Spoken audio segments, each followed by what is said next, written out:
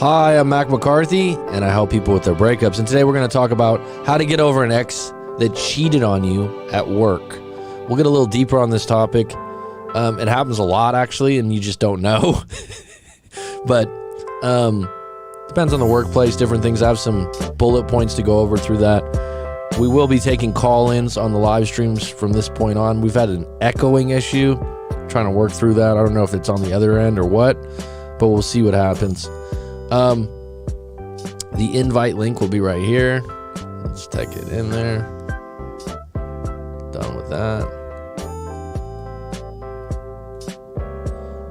If someone wants to jump on, here it comes. So the thing about how to get over an ex that cheated on you at work, get the details. Now, a lot of times you think, do you want the details? I don't know if you want like the nitty gritty details. I don't know if you want, pictures, but basically what happened. Oh, I got drunk after work. I think that's what runs around people's heads. Get some details. If you're gonna investigate this, then maybe get some more details. If the details aren't evident, or you're just like, you cheated, that's all I need to know, I'm done, then don't get the details. But if you're one of those, I need to investigate this, get the details. If you want to like work through it, but I'll warn you, getting the details is probably going to push you farther away from them, right? It's not going to push you closer. Number 2, are they sorry? Are they really sorry about it? Do you know the person? This is actually probably one of the most important things, I'd say. Is if you know them, I think it's a lot more painful. Would you say that's true, B? If you knew the person personally? For sure. Like if you went to a Christmas party with your girlfriend, your boyfriend, your partner, whatever, and you're like, I know the guy, I met him, I shook hands with him, he went and grabbed me a beer. I think then it's kind of one of those things. It's like, yeah, it's their boss. Yeah, that would be. You know what I mean? I just think that if you know them, I think even if you're like, okay, we can work on this, that's a big one. What's up, Jen? How are you, hun? I wrote, can you forgive me? I meant, can you forgive them? And if you can't right now, what's it going to take for you to forgive them? Maybe it takes time. Maybe it takes you processing. Maybe it takes details. Yes, I did, Jen. I saw your email. I'll respond soon. Do they still work there? So they're at work. It's a workplace mate. If they still work at the same place and hang around the same guy, or however that transpired, that's an issue. Do you believe it was just a mistake or a character issue? This is kind of a big one. Some people say, oh, once you cheat, you always cheat, or that it's not a mistake when someone cheats. I'm like, that's up to you to decide. But you also know your partner character, and you're like, is this something that you find believable about their character, where they kind of look at friends or family, and their friends or family that have cheated before, they kind of look at it with a laugh or don't make a big deal out of it. So is it a mistake or character? Example of a mistake would be, I got really drunk, and they don't normally drink that much. Someone bought shots, they didn't know to say no, and they woke up the next day and they didn't realize it. That would be a mistake if it's out of character for them to drink. Here's a big one. If their friends cheat, like if you know intimate details about their friends' like relationships and they know they're kind of fucking around. I think that's a big one. It's not necessarily their place as a friend to say that they are like, oh, I'm going to tell my friend they can't cheat, but how they react to it's interesting. Right. If they think it's cool, they think it's funny. That's kind of interesting. If they had a parent that cheated before, what was their reaction to that? Some people are more okay with it, some aren't. So that's another thing. And then this is a good question. Like, if you are going to get through this, right? If you are going to get through this, good question, Jen, and I'll answer that, hun. And I know this comes from a place close to you. Have you ever cheated before? Now, here's the thing. Have you cheated on a test?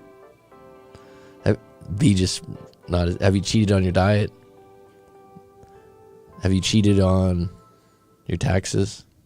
Have you cheated? Like, it's kind of interesting when you go through the things, right? You're like, wow, cheated more than I thought. Someone's like, it's not the same. It's not the same. You're probably going to, if someone's more likely to cheat on most things that I just mentioned, which, if you think about it, like, let's say someone has a strict diet, right? And they cheated on their diet. They even call it a cheat day. Well, that's not a big deal. But how strict are they when they set their mind to some rules and guidelines? Tests in school. Have you ever cheated on a test? There's a lot of fucking people that have cheated in school. Yeah. I mean, being someone that was a teacher for years, I was like, you know what? If you're good at cheating, that's fine. It's like, I'm not gonna do any detective work if that's how you want to get by, and it's fine. And you know what? I've cheated a few times. Someone's like, what? Yeah. You know what I mean? It's like, yeah, on a couple tests or anything. Not anything significant. I think I've copied homework a few times in my life. Have you ever? Yeah. I mean, I didn't do it a lot. But I'd say, yeah. It's kind of interesting when you look at it that way, huh? Yeah, a little bit, yeah. And how do you look at, this is an interesting thing, how do you look at other people that have been in relationships that, let's just say they're your friends, and they cheated, and you're like, do you look at them as really low scum? Because I've had clients before that can't forgive themselves. Because they cheated? Yeah, like they broke up over it, and they just can't, and I'm like, well, you're going to have to forgive yourself. No one's going to stone you in the street. Like, it's more common than you think. It doesn't mean it's okay, but you already paid the price because you broke up. But Jen says, can cheating really be a mistake? It could have been a poor decision, but a true mistake doesn't seem likely. Well, let's just change the word cheating to, let's just say you slept with a random and you were single. Could it be a mistake then? Think about that, especially as a female, right? Later on, you're like, oh, the guy won't stop calling me, or, you know, me as a guy that's hooked up with a few women that I'm like, yeah, that was a mistake because of the way they acted afterwards. So that's, you know, if you took out the cheating part, there's mistakes all the time in who you choose. I would say the mistake thing is more, how does it relate to their character and how long have they been doing it? Like, if it's a one-off, then fine. But here's the end of the day thing. Here's the biggest thing. What are your rules to it? Like, I'm not telling you to, that's why I just asked a bunch of questions. What are you decide what it is. Don't decide society or values or whatever. Like, you get to decide this for sure. And what is a true mistake? Mistake's only a mistake to you yourself, huh? Yeah. Something that you deem to be a mistake. Right. Like something you regret, actually, huh? It's more something you regret. Right. And I guess look up the term mistake. Is mistake associated with an accident? I don't think it is. I think it's more a regret.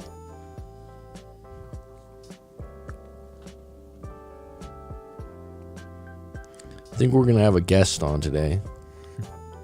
An action or judgment that is misleading or misguided or wrong. So it's not an accident. An action or judgment that is misguided or wrong. Is it possible for someone that cheated to get fully manipulated by a narcissist? I'm sure, yeah.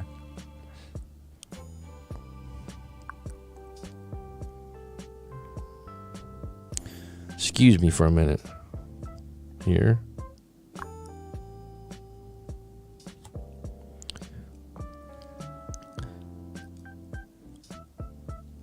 And if you...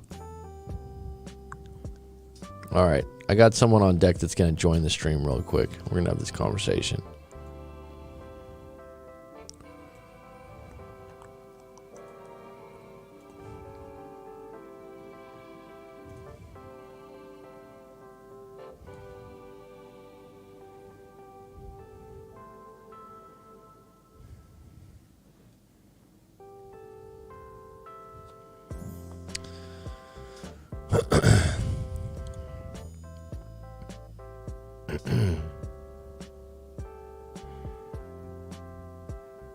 We're waiting here for this guest here. It's kind of annoying. We're gonna have to make it happen here in a moment. I'm gonna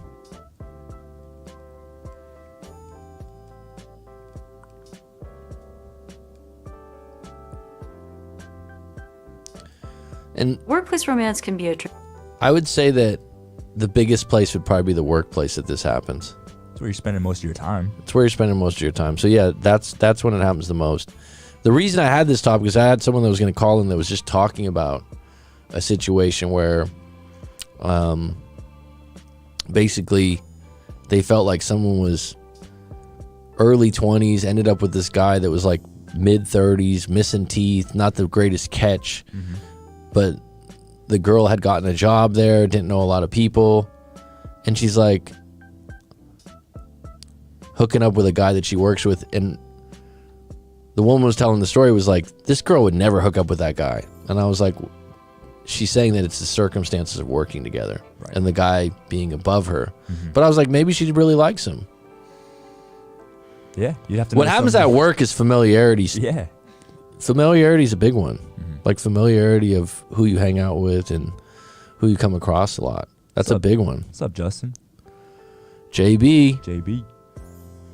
They didn't name him James. They named him Justin. There's a lot of James Browns out there, though. My dad's got a friend that's his name, James Brown. Seems like that name's owned, too. Well, it's like, you really want James? I knew a Jack Daniels, too. Oh, right. She's on deck. What's up? Oh, right. The voice of reason. It actually sounds pretty clear. Echo, I think it's good. Let's see. So what? Oh, right on, man. We got a dog in the background too. This is gonna be exciting. Hold on. But you're coming in crystal clear.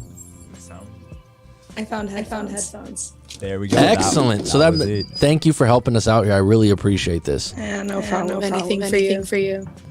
All right, hey. So how do you get over an ex that cheated on you at work? I'm not saying this has happened to you, but what would be your take? It depends. Can you? That's a hard thing to get over. Well, I mean, early on, I just said, get the details. Are they sorry? Do you know the person? Can you forgive them? Do they still work there? I mean, all right, how about this one? Do you believe it could be a mistake or a character issue? Do you think cheating can be just a mistake? No, I don't think so. No. No. So you'd be like, no. But it can be forgivable. Yeah. I mean, if you want to forgive that, yeah, I feel like that. Yeah, it holds a lot of weight. Depends on the situation. Right. What's the worst secondhand cheating story you've ever heard? Secondhand cheating? Well, I mean, like a secondhand story, meaning not your personal story. Because what's the story that you've heard that you're like, damn? I couldn't tell you. I don't know. Oh, come on, man. Yeah, I don't know. All right, what's one of the worst problems you can see with dating apps these days? The worst problem? Yeah, that got your attention, see? Yeah, the worst problem with dating apps these days. By the way, Haley's in her late 20s, lives in California, so let's just give you some perspective here. Just getting it. Still got echo. It's still echoing? Man, that's strange. Let me see if I turn off my Let me check. No, that won't work. What do you think the worst problem is with dating apps these days? I don't know. Like Tinder and Bumble, it's never ending. What do you mean by that? Like you can look at a million different people. If you really wanted to sit on that app all day and just swipe. I think you shouldn't have that much access to that many interactions. And do you agree that 80% of the guys are going after 20% of the women? Do you think that's true? I could see as to why it would be. Yeah. Oh, okay. Jen just said when you play. So yeah, they're saying that it went to echo when did you plug in the headphones before or after we started? Before. Oh, it was already in. Huh, that's weird. It's crystal clear on my headphones.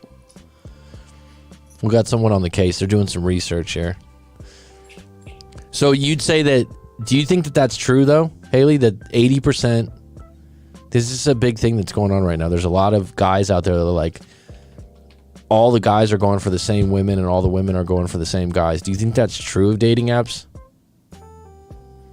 Well, yeah. I mean, like with dating apps too, there's gonna be way more men. It's just like going to the bar. You know, like it's gonna be 80% men.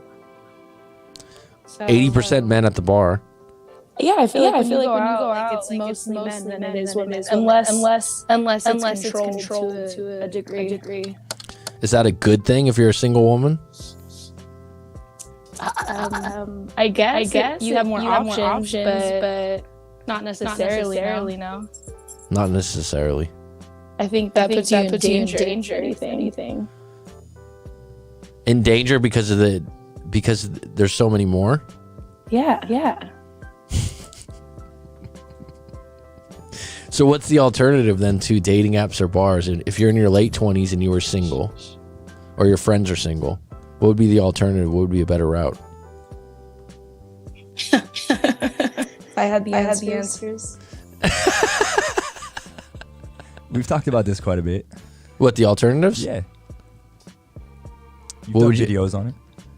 I know. I don't want to repeat myself. I don't want to repeat myself. I guess you could say like in places where you like to go. You know, someone with a common interest. There you go. If you like to read, go to the library. Dog parks for you. Dog parks for me. I could hear the dog in the background, so I'm just figuring that'd probably be. It's your stream open on your computer, Mac. Maybe try muting the computer speakers. It's on the microphone though. That's what I don't think that. Can't mute every time. It's your stream open on your computer.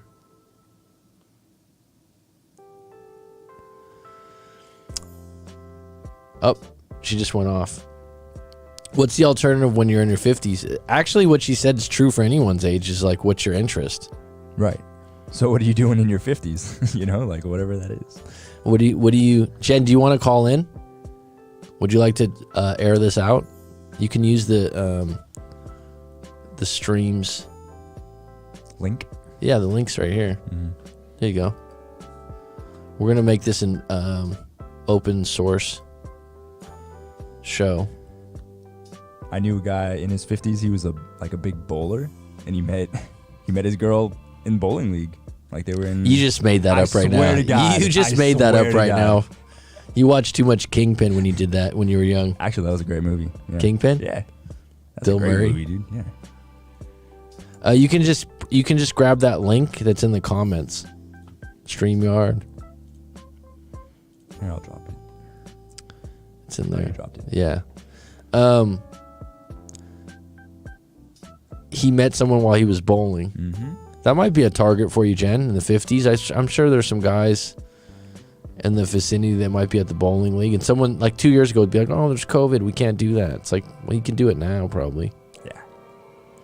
And he met her bowling, and they bowled together. Yep. Kind of an interesting thing, huh? Yeah. But I mean, it goes like... I remember one of the craziest places when I was in my 20s living in San Diego. There was a neighbor, and he had a friend visiting, and he was like 20 or 21. And he met the most beautiful girl that was from Italy. Like, she was Italian. From Italy. She's Italian. Thanks, Mac. We got that. There you go, Jen. There you go. We got 2 on. Great. This is perfect. Haley's back on. Jen's back on. The dog's back. Yeah, I can hear you. Okay, great. How are you, Jen? I'm very good. Yourself? Excellent. Excellent to hear from you. How's the date? I liked your email. Thank you very much. You're welcome. No problem. My pleasure, hon. So thanks for contributing. What's the alternative when you're in your 50s for dating, huh? How's it been going so far for you? Well, I'm still single. It's not a bad thing to be single. I think it's better to be single than to be in a bad relationship. For sure. Yeah, I'd like door number three. Thanks, Jen. Right on. Yeah. Good for you. There you go. It's like, Mac, quit trying to be positive. What are you doing? But you think about that, huh? Like, that's the like. There's a lot of people that are in relationships like, I don't know how to get out of this. I don't know what I'm going to do. That is true. Right? That is true.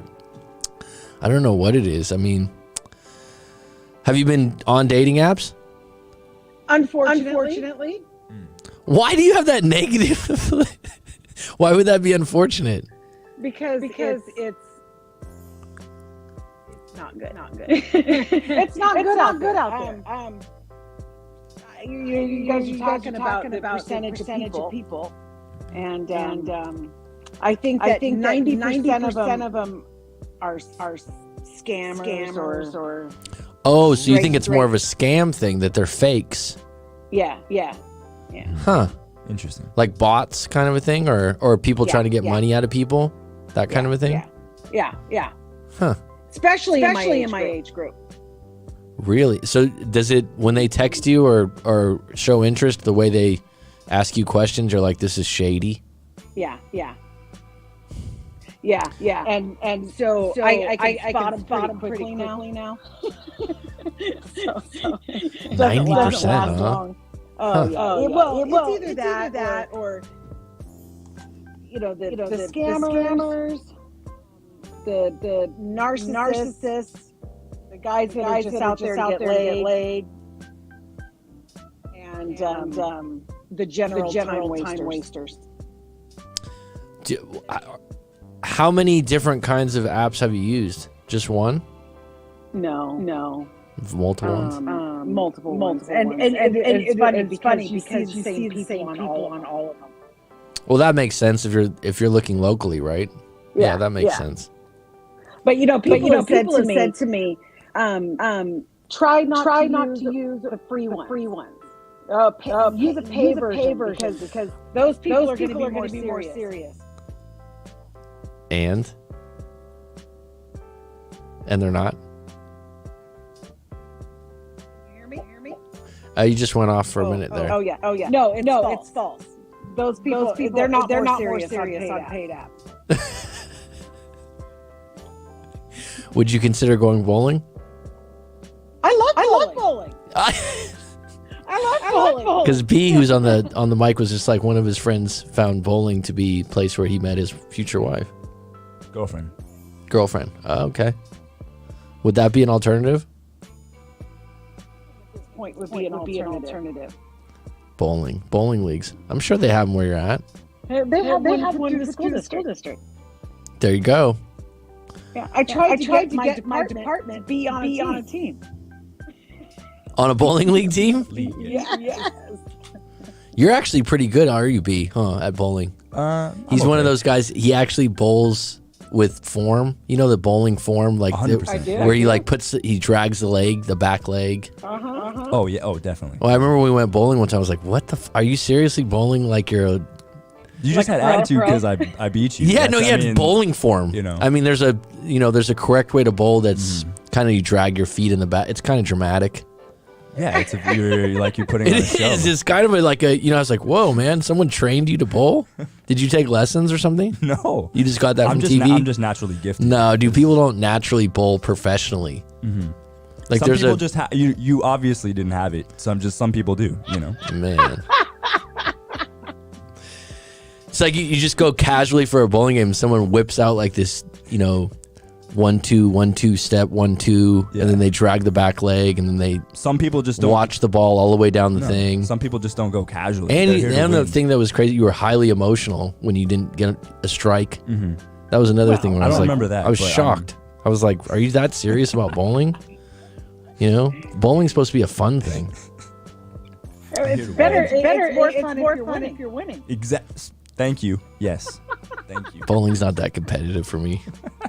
Well, you got to be good. I mean, you got to be good to be competitive. You know, I'm good enough. I mean, I'll bowl like a 120, 130.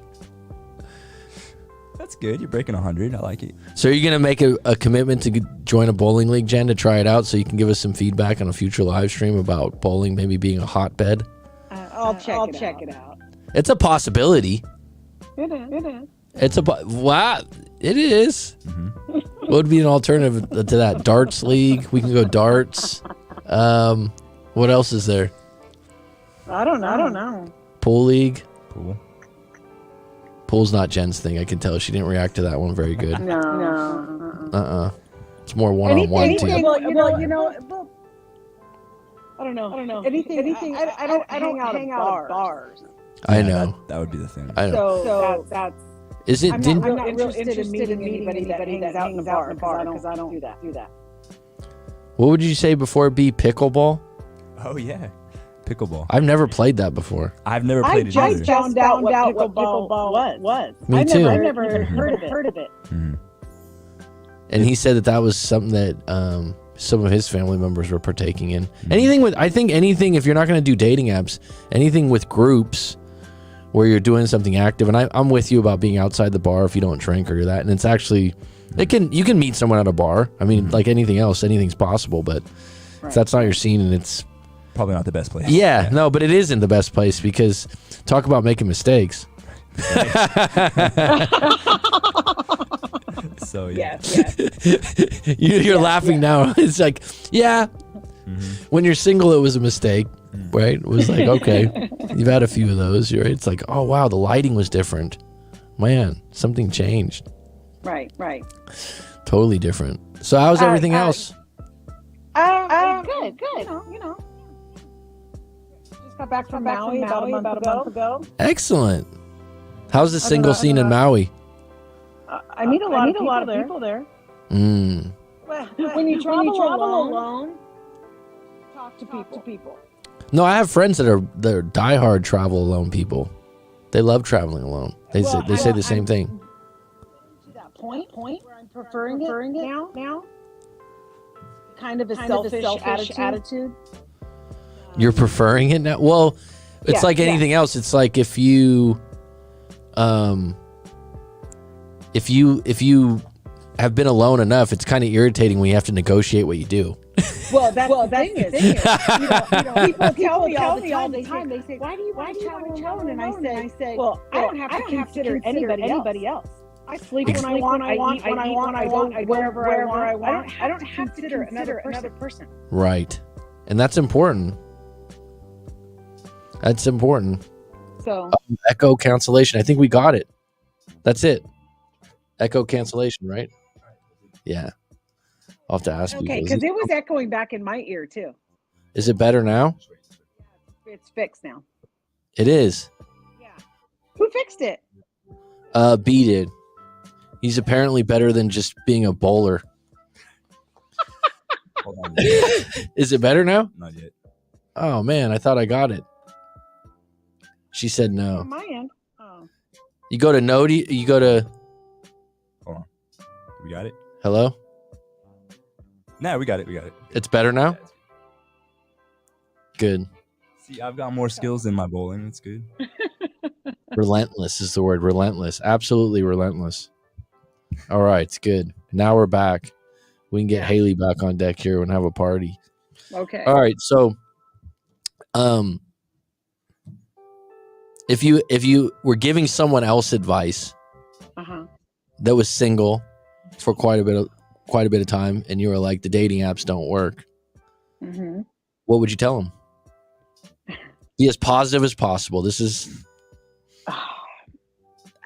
See, she's like, I don't want to be positive. No, I know, you know me. But I guess I would have to say, you better have some good friends that are looking out for you and keeping their friends. eyes Okay. peeled, because my friends are doing me no favors. Like, you know.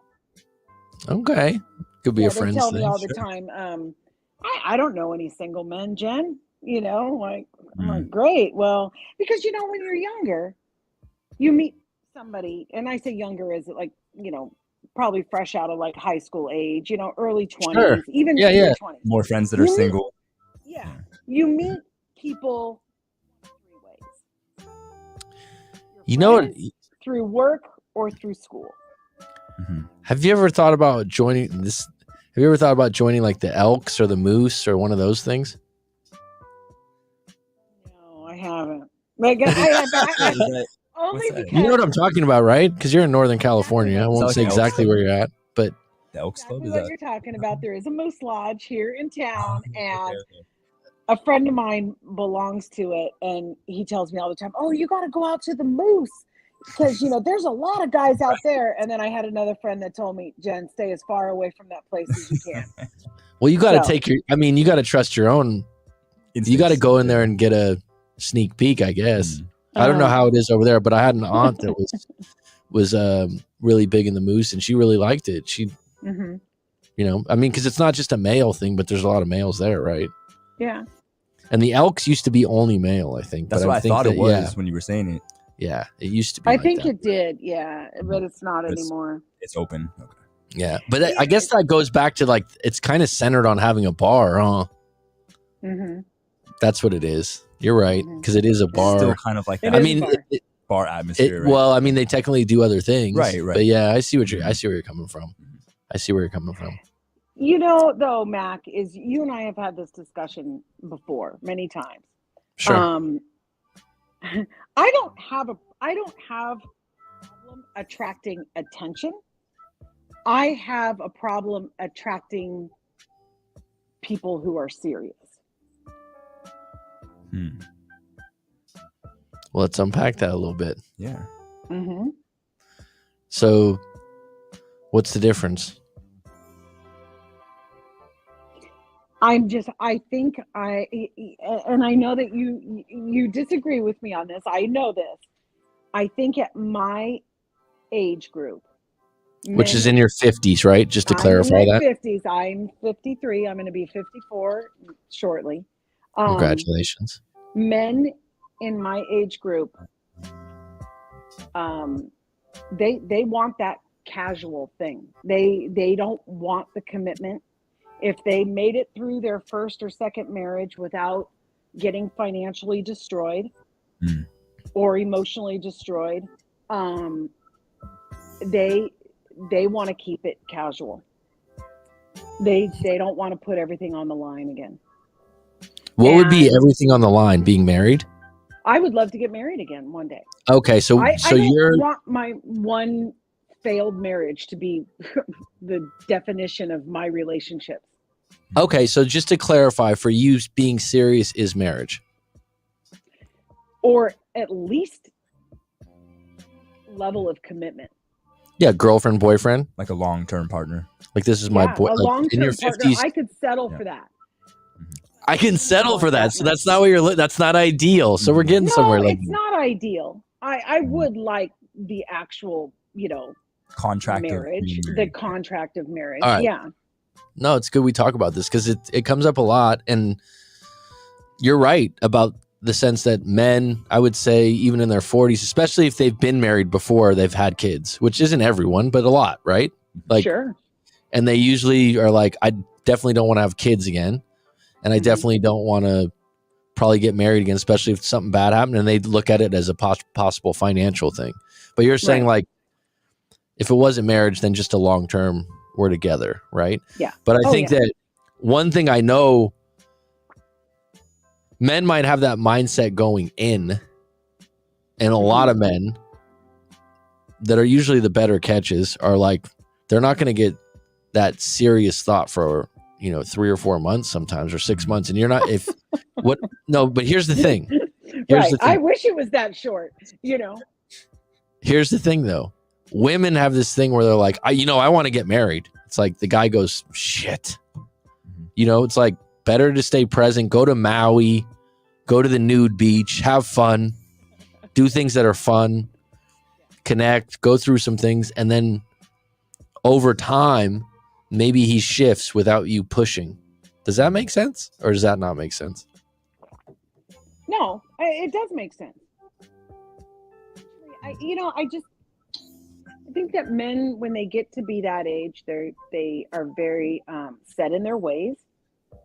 I'm not trying to generalize an entire gender, but Sure. I mean, and I feel like if they think, even have an inkling that you're just trying to wait them out, they're going to dig in their heels, and they're not going to be, quote, controlled. Yeah. Here's an interesting thing. So you've known a lot of people. You're a sociable person, right? Mm-hmm. Right. So I know a lot of people over the years, and I won't say who this person is because it's an extended family member. I probably shouldn't have said that, but but it's amazing because she's never single and she's had multiple. And when I say that, it's like, it's not just casual encounters or anything like that. Mm-hmm. And I don't know if, I don't even think she uses dating apps. She could, but she literally will get a boyfriend in a week. And it's not just like some asshole or jerk. She's a real boyfriend. Yeah, like they're. I'll just say this: it's a mixed bag. There's not a filtered type here, right? But it's kind of amazing because it's like she'll never be single long, and it's not in that matter of like, because she's in her 60s now, right? And I'd say never been longer than a month, and has had, since I was, maybe like a good 6 or 7 boyfriends, maybe 3 marriages. Now you might look at that as like, wow, a lot of failure there. Okay. Right. No, I don't look at that as a lot of failure at all. In fact, I have a friend who I know, and she got married not too long ago for the 4th time. And I was talking to another friend, and I said, wow, I can't believe that, she got married again 4 times. She found 4 men that wanted to marry her. And she goes, I know, but they all failed. I said, but she keeps getting multiple chances. Like, I feel like I'm not given any chances. Like, so I do see it as she's given more opportunities. All right. So I'm going to push back a little bit because you keep saying given. But one thing I notice about the person I'm talking about, they're always on offense. Right. They're a little bit aggressive. They're not giving any. Yeah, they're taking. Come over for dinner. They're staying over. They're staying over the first week, or like they've moved in, or they're together. And this has been. I don't know what her exact tactics or skills or talents are, but this has been her MO for a while. My grandmother was also married 4 times and wasn't single long. Yeah. God rest her soul. Good person. Like, wasn't single long either. But like, she wasn't waiting for an opportunity or a friend to introduce her. I think she met someone on a like back in the day before dating apps, when you put an ad in the paper. Like that was done before. Right. That seems ancient now, huh? But like the other person I'm thinking of, they're never like asking other people to help them out. I don't know where she meets them, but she's always got, and they're a boyfriend that becomes, if they're not married, they've been living together for 7, 8, 9 years, and they're pretty good guys in the sense, like, take care of her. Like, not, I don't mean that in a money way. I don't mean that. I know how that can come off, right? It was working. Yeah, like a long-term relationship where they help each other, and and like I said, what I would say is she goes on offense. Like, she's gonna get a guy. Now, I wouldn't, like I said, it's a mixed bag. Right? Think like it's a wide variety. It could be a biker guy to a farmer to a whatever. Yeah, blind guy. It could be all kinds of things, but is it never alone? Never alone. And the guys, like I said, pretty good guys. Kind of crazy. So I mean, like, do you feel like you go on offense, or you're waiting more? Oh, I'm definitely waiting. All right, so how can we change that? What would Jen be like if she actually went on offense out there and was like, you know what? Well, She'd be like your extended family right there. Stop. I don't know. I mean, I can only kind of relate that to something that just happened recently. Okay. And it wasn't in a relationship situation. It was at work. Okay. And talking about going on offense. So a position had come open in human resources, and it was a management position, and it was like a $25,000 a year increase of what I currently make. So I applied. Not that but you and I have talked about my job, and you know how much I like my job. I love my Absolutely. job. Just huge. Yeah. It's huge. And but that was a significant amount of money. So I applied for it. Not sure whether it was the right thing to do or not. And but then the more I thought about it, and as the time was coming up for my interview, I got more and more excited about it. Like, oh, you know what? I think I can really do something good here. And so I went into the interview. Offense. I blew the interview, and I did not get the job, even though I was the most qualified person that they interviewed. And but I blew it. That was my offense. So I know about myself that I can get very overzealous, and then it comes off in a very off-putting way. All right, how'd you blow that? If you're okay with talking about it, because it's possible that it's uncomfortable talking about it. How'd you blow it? It was crazy. Okay, so I get extremely nervous when I'm in situations like that. I've been on so many interview panels, but I don't usually have to sit in the seat of the person that, you know, oh yeah. And it's a whole different world. I even said that, you know, because I knew everybody sitting. There was 9 people on the interview panel, and I knew you were a every little bit single nervous. one of them. Oh, I was super nervous. Yeah. And when I get like that, I just start talking, and and it's not coming out well. And then my anxiety level starts to go up because I know that I'm screwing this up majorly. And then the more I start thinking about it, like, Jennifer, shut up, you're screwing this up, you know, then I screw it up more because and yeah, by the end, I mean, it was like, I had just made just a complete mess out of everything. And I asked for a follow-up meeting with the HR director, and just a meeting about my interview. Sure. And yeah, and I've known him for years and years, you know. I mean, you know, my town's it's a good sized town, but it's still a small town. And I know. Yeah, sure. And I've known him for a lot of years, and I mean, he straight up looked at me and he says, you and I have known each other for a lot of years, and you blew it. Yeah, but yeah, your answers were not good. And yeah, so did you regret trying? Immediately, yes. I'm over it now. But, humiliating for me. It was humiliating? It was humiliating for me, yeah. But you're okay now? More or less. And you actually talked about it in a public live stream, so you're really okay with it. Well, that's actually, I'm completely incognito here. Like, people don't know who I am.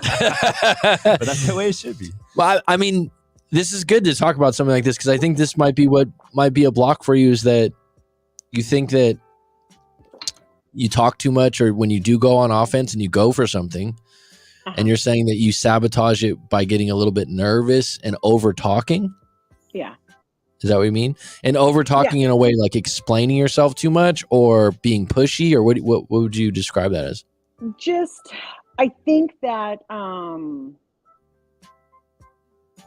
I don't take the time to actually formulate what I want to say, and it just I kind of word vomit things out, and more impulsive. It's just the nerves. It's the nerves. It's very impulsive. Yes. Yeah. Okay. And but to go back to what's holding me back from all of that is, and I, you know, pretty self-aware. It's my fear of rejection. I was gonna say it. Yeah, I think that's most people, right? Though, like, oh my God, I just get devastated. Mm-hmm. You know. Mm-hmm. Yeah. I understand. It kind of made me think back. I was working at a charity where I was a teacher, and they had like a head teacher of 4 other teachers, if that makes sense. Sounds redundant to say teacher 15 times, but it was like a head teacher position. I didn't have the experience like you do. Like you were saying, like you're qualified to go for this, right? Yeah. Maybe you don't get it, but you were qualified, right? So I think you like win, lose or draw, you still get your job. You didn't really lose anything. So it's a nice landing. You're like, I get back my job that I like. But so I was in that, it just made me think of that position where we had this head teacher that had like 20 years of experience. He was pretty good, and he was leaving. He was upset. And some of the other teachers that I worked with were like, oh, Mac, you should go for it. And some volunteer that worked for the charity said it. And it wasn't even on my radar because I didn't really have the experience for that position on paper. But I thought I can do it. And Jen, it was a big pay raise. And I liked my job already, but the pay raise was like, oh, you start thinking about what I could do with that extra money. Yeah, let's go. Right? Oh, exactly it. That's exactly what I did. Right? I already had that new salary. Right. Right. But in my head, I was like, I wasn't all in because I kind of liked my job, but the encouragement or the idea from a teacher or two that were like, no, you should do it. I thought that they would just ask you.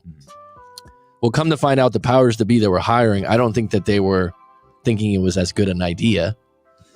But I put my hat in the ring, and it was weird because before I did that, they did this thing where they were like, oh, we're gonna look at hiring, and we want me to help us with the hiring. And I'm like, well, if I'm gonna help with the hiring, I might as well be the, you know what I mean? It's kind of awkward that you're having me help in the interview stage, and then this person's gonna make 30% more than me. I'm going to be a little fucking biased. And I'm hiring him. Right. I'm helping hire him. Right. So it was cut a long story short, it was a different situation than yours, but as confident as I thought I was in everything, it was the same thing, Jen. It was like a panel, like 3 or 4 people. And I didn't think I ruined it. I just felt the energy like they didn't want, they weren't going to hire me. Right. Like just the way they were asking the questions, it was like a courtesy. Like, okay, it was a courtesy, but we already got someone. And then I remember feeling like that afterwards. And they ended up hiring someone else that ended up being a train wreck, which kind of made me feel good. You're like, all right. You should have went with me. But that she was like just a disaster from the get-go. Right. That was like their hand pick. But I remember that feeling of like, I don't even know if I really wanted it. It was just more like the money I wanted and the fact that someone had encouraged me to do it, because I went back to my old position. It was fine. But my situation was very similar. Yeah. The money was so attractive. I felt like I had to, That's what I mean. Like for me, I was like, damn, like I don't even know if I want this position with the money. It's too good. Yeah, like in my head, I'm like, if I made that much a month, like that would be nice. That would be better and stuff like that. But I know I didn't have a fear of rejection going in there, but I felt the energy of the people interviewing me was like, usually being a teacher and interacting, it was so serious, so fucking serious. It was like you're on this panel that it's fucking World Trade Center or something. It's like, geez, right? So I remember feeling that way. And so my point is, sometimes it's just the circumstances and the people, like the individual people on that panel. But realizing that about yourself, I think everyone's kind of can relate to rejection. But the talking part, and when you do go on offense, if you're anticipating that, have you talking about this story you just mentioned now, right? Which thanks for sharing, because that's a bit vulnerable. But have you had a similar situation where you were dating someone that you were maybe highly interested in or thought was a real contender, as I like to say, and you did something similar where you over talked, or have you had that before? I'm trying to think.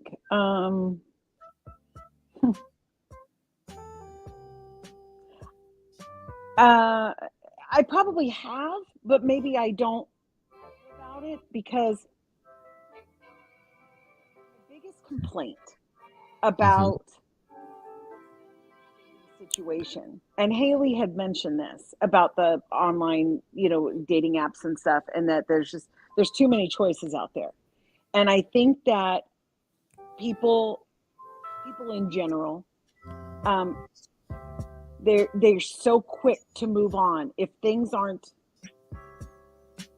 I guess, if there's not this instant spark, this instant connection, they're like, next. And I feel like I'm not given a chance. I can't speak for anybody else. I feel like I'm not given a chance because I feel like I'm a good person and I would be an amazing partner for somebody. But they don't even take the time to really get to know anybody anymore. People are just so flighty. Do you feel like you give the other person a chance? I give people way too much of a chance, and you know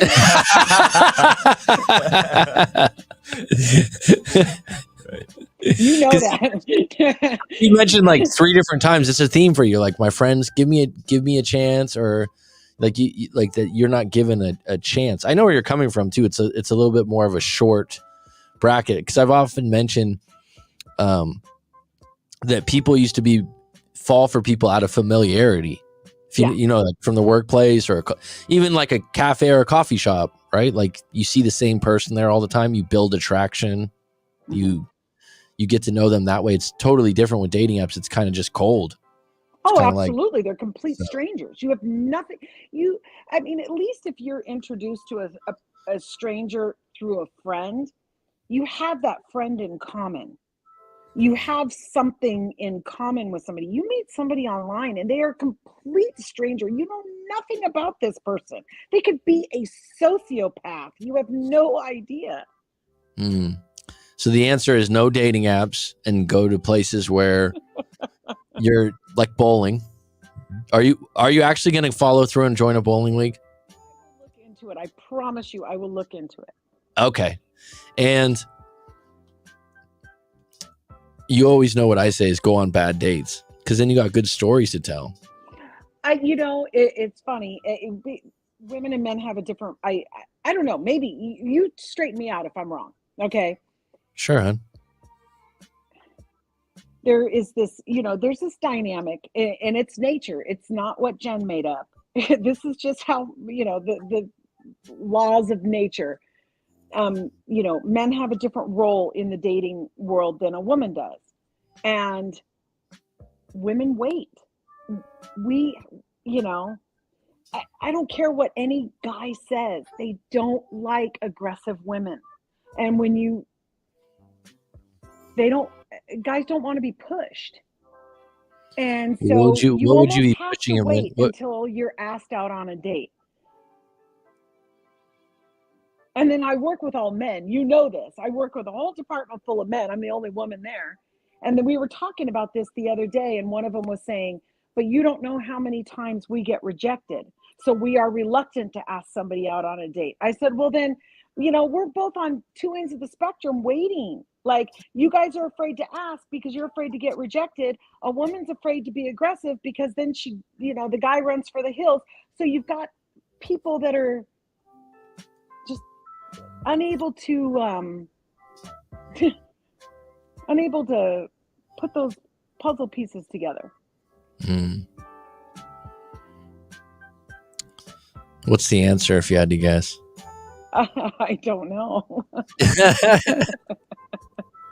I don't know. Here's your homework. Go on 10 bad dates and then come back to the live stream and say, is any of them right? Rather than fight the idea that you're never going to find a good date. Just embrace the fact that they're all bad, and maybe out of sheer odds, 1 or 2. Are you because you said you don't have trouble getting attention. I don't have a problem getting attention. I don't get asked out on dates. I don't. I don't know. It's very strange for me. Okay. Do you feel like you're good at flirting? This is actually a legitimate question for women, because there's some women out there that that's one of the things. They make it very apparent they're interested or they flirt well. I'm thinking of that person I was talking about earlier. Mm-hmm. They I don't know if it's flirting or just being seductive, or and I'm not saying like clothes wise. Mm-hmm. Do you feel like do you flirt? Well, see, that's my problem. Okay, I can flirt, cool. absolutely, and I can be a very good flirter. Mm-hmm. But I have found that if you start off kind of flirting, it immediately turns into hookup. So you got to kind of hold that back a little bit, because if you don't, then you give them the wrong impression. Oh, so you're saying that you want to hold out. You want to make them work for it. No, I don't want to make them work for it. I don't want them to think that I'm just in it for a hookup, for a hookup or a fling, because that's not what I'm after. Mm. And so, and I have put myself in that situation where I thought, oh, this, like I said, I can flirt. I can be really good at that. And then I land myself in a situation where I just got used for sex. Well, shit, that sucks. Did you enjoy it? Maybe at that exact moment I did, but afterwards, okay. Well, then you didn't get used, son. If you're like, seriously, if you're in your 40s, 50s, there's no more chastity. Like if you want it and you have a fling and it doesn't end up being a long-term relationship and you enjoyed it and it was good, I don't feel like that's necessarily just being used. It was good for what it was, right? Yeah. I mean, that wouldn't be my classification of it. I mean, but I would say that men in the 40 and 50 range probably are like, I want to know that you like, that you want to get intimate. Like, they're not going to want to wait 2 or 3 months to do that. Oh, God. No. I don't want to wait 2 or 3 months either. Okay. You know what I mean, though? So no, I understand what you mean, but I think that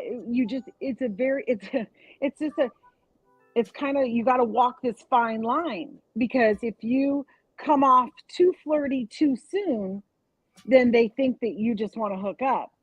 And then if you hold back from that for too long, then they think that you're not interested. And so, and I guess it's just a personality thing too, because what might be too flirty too soon for one person is not too flirty too soon for another person. Well, this might be personal, so you don't need to answer it, especially on the live stream. But if you were, you meet someone, you go on the first date, do you have a rule in place of how long it takes to sleep with someone? No, I absolutely don't. So, you know what I mean? Like, some people are like, oh, I won't do it for 4 days or 1 month or 2 months. So you don't have that in place. So you're open. Have that in place. I'm completely open, because I don't think that I don't think that makes a difference or not. I don't know if I ever shared this with you, but I was married. I was married for 19 years. Yep. I had sex with my husband on the first date, and we were together for 19 years. Well, there you go. Like, there's no judgment in that. There's a lot of people I know that. Yeah, that's. No, there's a lot of people that are like, oh yeah, no, that's just a hookup, and that not really. A guy's never going to respect you, and this and that and the other. Well, I don't know. Maybe he didn't, because he was a cheater our whole marriage. So I don't know. Whatever. Well, I mean, 19 years. That's a whole different story. But yeah, no, I am with you. But I'm with you. Also, I don't know. I mean, the other one. So. Yeah, no, I do. I'm just saying that I think guys in that age range, if they feel like it's going to be a hard to get game, or you're kind of closed off to that part of you, not all. Mm-hmm. Mm-hmm. I mean, if you're, maybe with some more conservative types, maybe you're going to hang out at a chess game or something like that. Well, right? I don't know. Maybe you guys can enlighten me on this, because I don't know if you want to open up this topic of conversation on the live feed, but the other challenge that, I run into in men in this age group is now they're starting to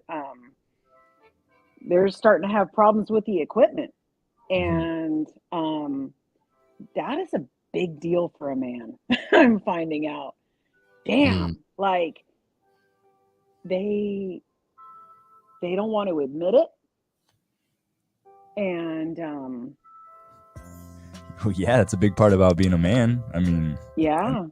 Yeah. But you know, Well, I mean, that's- women have their challenges too. I mean, you know, as you're going into menopause and things like that, your body changes, you know. But I think that women are a lot more open about talking about those things, and men just, you know, they just shut down. And then there's a lot of men too that they don't even want to get involved with somebody if that's going to happen because they don't want to be embarrassed or whatever. I don't know. I think that they put a lot more importance on that part of a sexual relationship than a woman does. I think women are a lot more accepting of that than men are.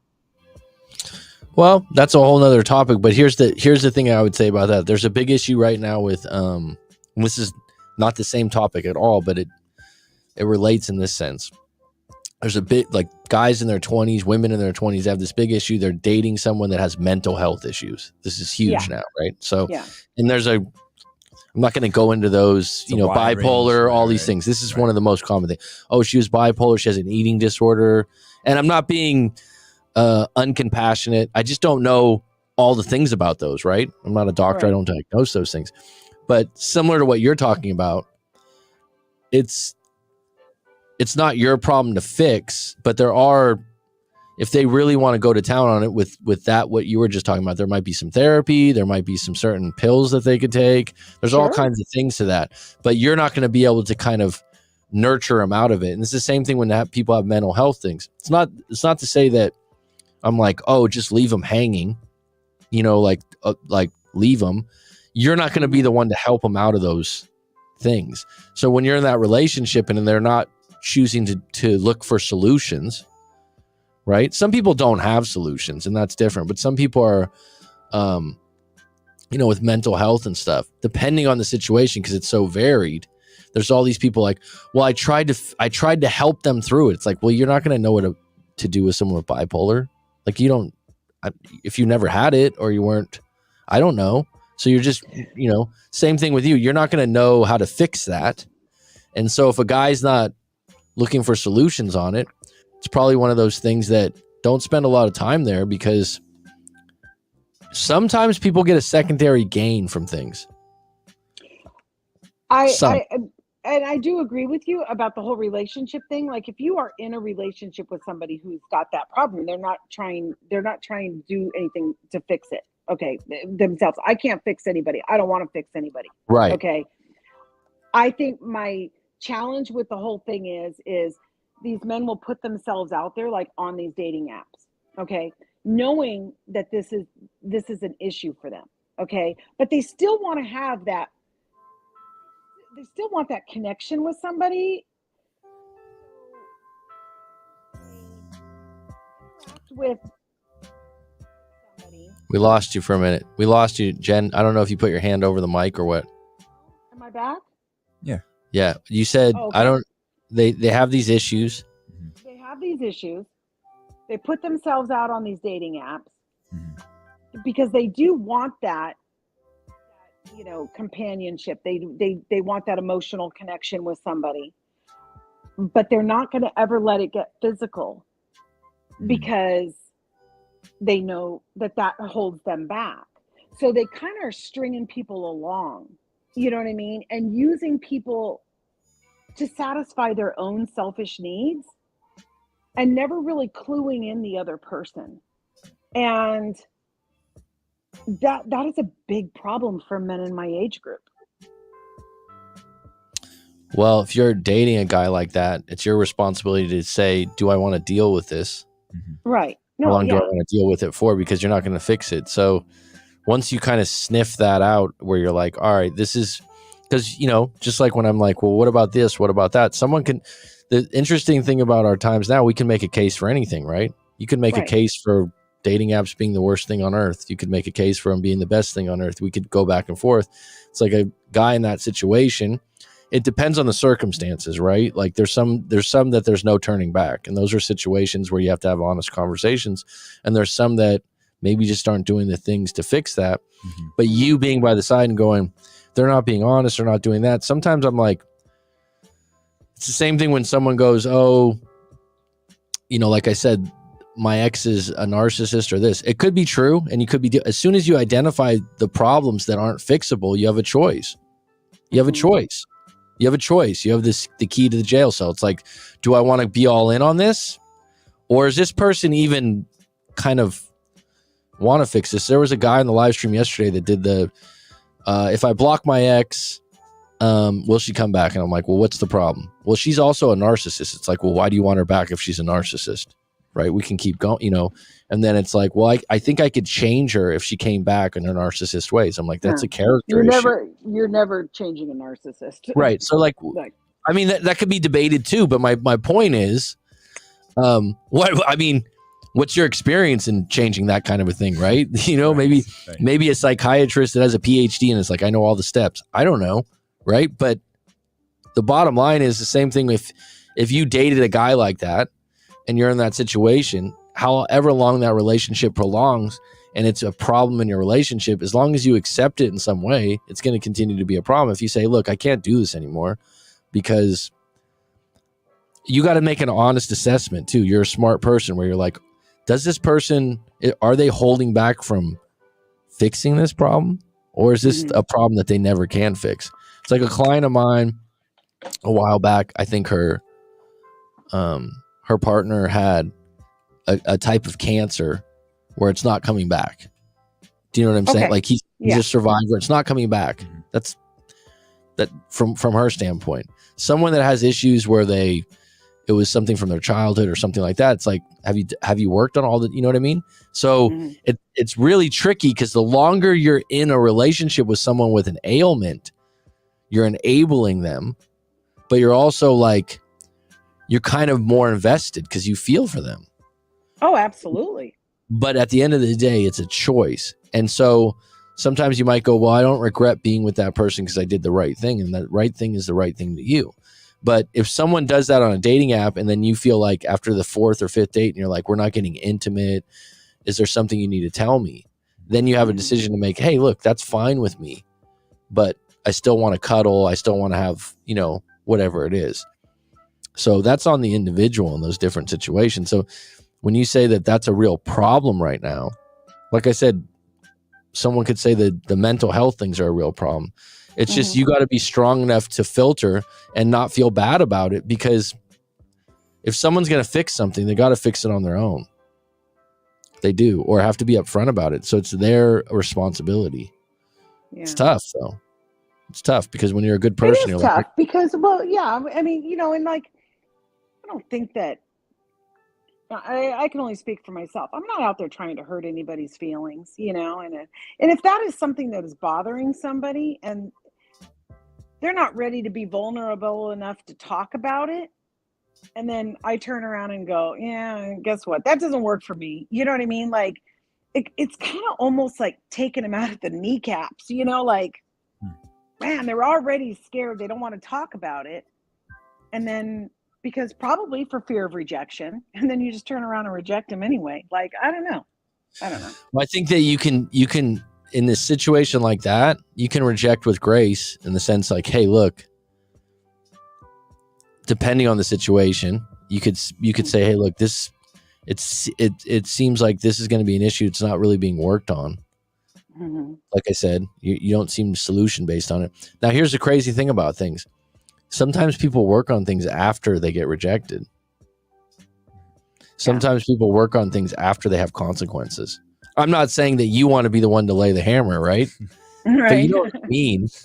Ground zero sometimes is the place that someone meets it. It's kind of an interesting thing too, because when people think about it, I've had this before where people are in the dating apps, right? And they're like, oh, I keep getting rejected. I'm thinking about a client way back 3 or 4 years ago, and he read all the attraction books and, different things. And he got back out there. He just got out of a long marriage. He was a little bit overweight, so he was a little bit conscious of that. Kind of had a nice guy syndrome to him in a good way. Nice. He was a really nice guy, a little too nice sometimes. And he's dating these different women, and then the women would drop him in a month or 2 dates, and he's like, I don't know what I'm doing. I don't know what I'm doing wrong. I'm like, well, maybe they're just not interested. They're allowed to stop dating you. And one of them was like, look, it was the classic, like, I just would like to be friends. Got it. He had like 2 or 3 of those. Okay. Right. And I didn't go, oh man, you just need to muscle up. I'm like, all right, well, let's just change a few different things. Right. But here's the interesting thing. Then he had one where he was like, I really like her, but she's just not for me. And I'm like, how does it feel? And he goes, what do you mean? I'm like, now you're going to have to be the one to say, hey, you know what? I actually just kind of want, like, I don't know. And he had like this revelation, like, oh shit, it happens to both sides sometimes. Yeah. If you're dating enough. Right. Do you know what I mean? Like actually, you're going to meet some people you can date 3 or 4 times and they're interested in you, and he was like, wow, you're right. And he felt really bad, but I was like, why would you string them along? And now your alternative to that is like, well, I wouldn't want to string someone along. So when they reject me, I'd rather be rejected up front.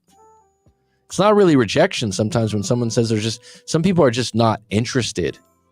It could be because you smoke cigarettes. It could be because you're now politics is one for people, right? They find out some small thing that they're like, no. So dating is a minefield in that way, but it's a lot better when someone kind of makes it up front. You know what I'm saying? So I do. If you're getting yourself out there, you're going to have it happen both ways where you're like, yeah, he's a cool guy, but this, and this I don't like about him. I can't stand that he wears striped shirts, or and then it comes up and you let that person go.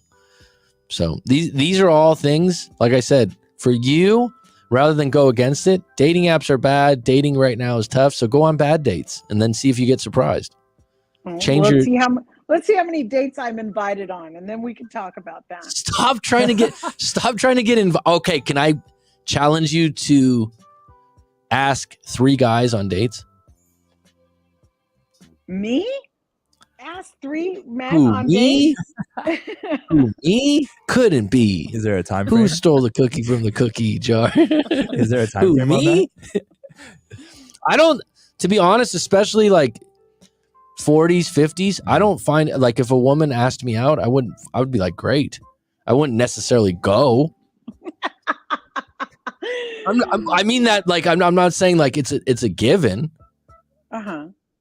But like, it doesn't have to be like a date. I think when you say like, hey, do you want to get dinner sometime? Like that, to me, I never feel like when I've went out with a woman, like the term date seems so 1980s,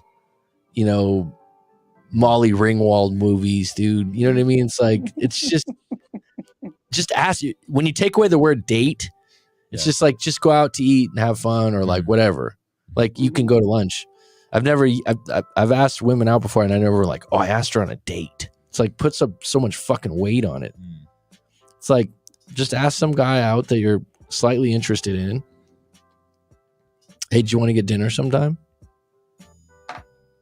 Silence.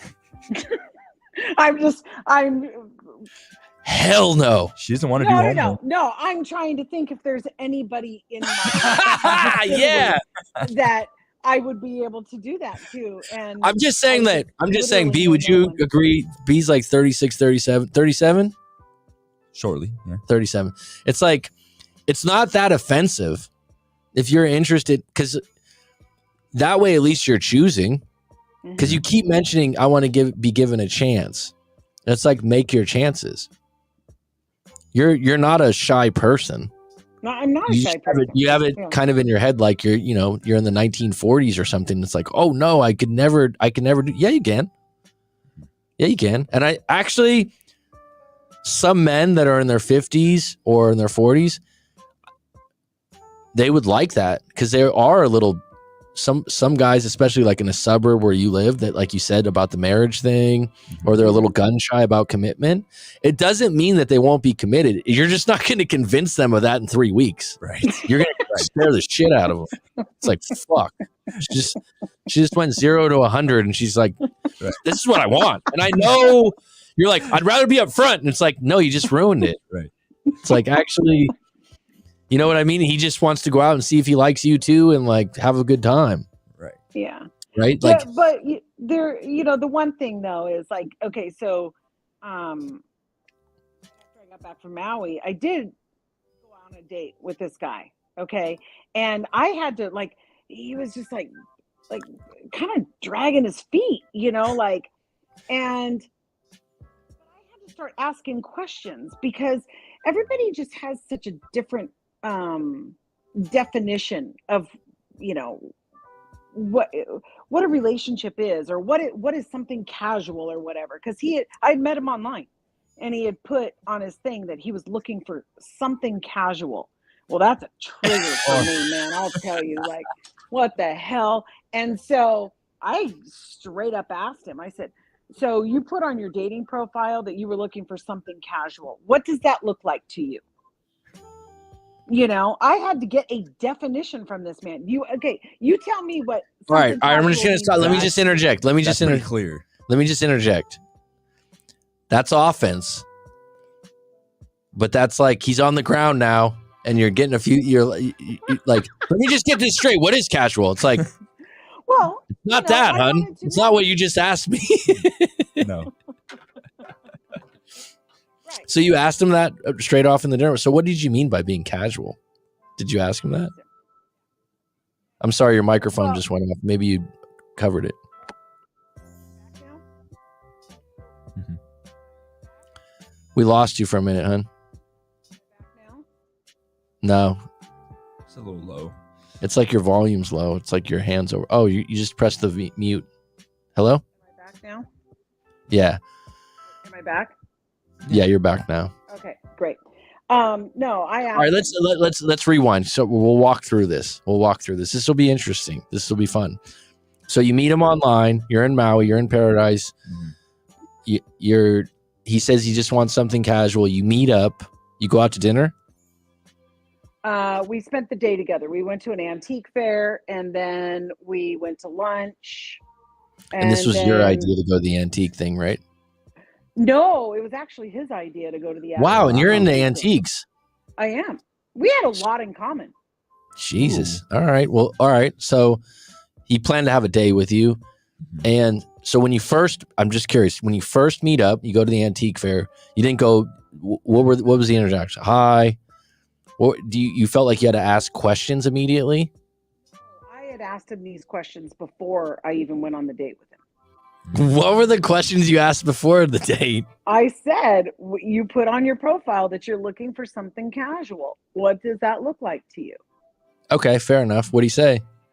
He said, I'm going to tell you, at this point in my life, I am not interested in getting married ever again. That, to him, that was something casual. And that's why I say everybody has a different definition of what, all right, these so different terms are. All right, so did that bother you right off the bat? No, absolutely not. I told him, because then I came back and I said, okay, I said, honestly, I am looking for a relationship that is committed and exclusive. That doesn't have to mean marriage. But I am not somebody who entertains multiple people at one time. But you were in Maui on vacation, right? No, this is this might have been it's local. I went to Maui. Oh, okay, I'm sorry. I misunderstood. Okay, no, so it's local to me. Yeah. Or yeah, I got you. You don't have to just you don't have to say where it is. But the all right, so you guys went and did that. You got that out of the way, and he responded like, "That's fine." Mm-hmm. All right, so then you got that out of the way. You disclosed that, and I would even say that you still just need to go on a discovery mission, because some guys can say that and then get married a year later. Right. No. Yeah, that is true. I mean, I've known plenty of guys that are like, "Oh, I'd never get married." Some of my friends from high school that were the biggest players or casual guys, like they got married first. You know what I mean? It's like, whoa. So sometimes people just make that line in the sand, but they don't know. Did they just get out of a relationship? Well, they meet their match, right? So you went on the date, and how'd it go? The date was all right. I had a nice time. He was 7 years older than me, and it seemed like decades. So that didn't work. Okay. Well, you went to an antique show. Yeah. 7 years older than you. Mm-hmm. So you felt like you just didn't have a lot in common? We had stuff in common. We had very similar political views and, just backgrounds and things like that. But when I met him in person, you weren't attracted to him. And I guess I'm just really immature for my age. I don't know, because would you consider giving him a chance? I felt like I was walking with my dad. Would you give him another chance? No. Okay. Well, that's fine. No, See, and I told him in a very nice way that that just wasn't going to work. So. And he was okay. I don't know. He blocked me immediately, so I don't think he was okay. But so you rejected someone else? Yeah, and it felt like shit. Really? Yeah. You felt bad because he blocked you afterward? Did you do the thing like we could be friends? Because he blocked me afterwards. I felt bad because I was going to have to deliver that news, and you felt like he liked you. Yeah. Oh, yeah, he did, and I cried. All right. Well, why did you cry, hon? Because I know how it feels to be rejected, and God, I just hated doing that to somebody else. Right. Mm. But don't you feel like look at it like this, right? It's honesty. Is there a reason like it was just that bad that you didn't want to go out again? Like you knew like this isn't going to work. I just knew that there was just no chemistry at all. Well, then don't lie and don't fake it. You actually did the right thing. I absolutely did the right thing, but that doesn't always mean that it feels good. Right. That's a good point. Right. Just because it's the right thing to do doesn't mean it feels good. So, yeah. Yeah. But it goes back to my point, like rejection and it goes both ways, right? So it's actually part of the dating game for both sides. It is. You know what I mean? So it's like when we go into dating or something, you're like, I don't like rejection. It's like you might have to give it to someone else too. So it's just kind of and when you really think about it, if you were on the other end, and let's say you liked a guy and he broke that news to you, you'd certainly be like, I'd much rather you tell me than carry on or lead me on or just sure, to talk to. So sure. But you know what? Once you date some more and go on some more bad dates or some bad connections, it probably will be okay. It probably won't be as harsh on you because you're doing the right thing and that guy's doing the right thing for him. I mean, if that was that painful to do, right? Like when you said you were crying afterwards, right? Which is personal. You're like, that's how I am. That's how I feel. Right? You could do it. You could go out again. That's a perfect case where the guys aren't all bad. That was just not a good match. That's just, the guy wasn't a dick. He wasn't a jerk. He wasn't. No, he wasn't at all. He sounds like a good guy. That made it even harder. Yeah. Yeah. Well, in fact, it was so uncomfortable for me that I wish it was the other way around. I wish I was the one getting rejected. That is how uncomfortable it was for me and how much I did not enjoy that.